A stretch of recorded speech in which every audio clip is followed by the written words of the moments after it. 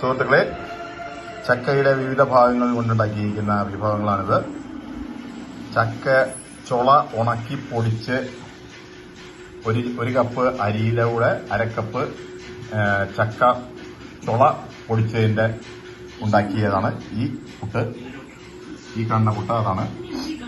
ഇതെന്ന് പറഞ്ഞാൽ ചക്കയുടെ കുരു ഉണക്കി പൊടിച്ചതിനകത്ത് 1 ഗ്ലാസ് അരിപ്പൊടിയും 1/2 ഗ്ലാസ് ചക്കക്കുരു പൊടിയും ചേർത്തുണ്ടാക്കിയതാണ് ഈ പുട്ട്. ചക്കയുടെ ചവണി എടുത്തിട്ട് 1 ഗ്ലാസ് അരിക്ക് 1/2 ഗ്ലാസ് ചവണി ഉണക്കി പൊടിച്ച് ചവണി മിക്സ് ചെയ്ത് 1 കപ്പ് അരിക്ക് 1 കപ്പ് ചവണി പൊടിച്ച് പൊടി കൂടി ചേർത്തുണ്ടാക്കിയതാണ് ഈ പുട്ട്. അങ്ങനെ വിവിധ പുട്ടുകളാണ് ഈ കാണുന്നത്. ടേസ്റ്റ് വലിയ വ്യത്യാസങ്ങളൊന്നുമില്ല, എല്ലാം ഏകദേശം ഒരുപോലെ തന്നെയാണ് ഇരിക്കുന്നത്. നിങ്ങളുടെ അറിവിലേക്ക് വേണ്ടിയിട്ട് എടുക്കുന്ന വീഡിയോ ആണ്.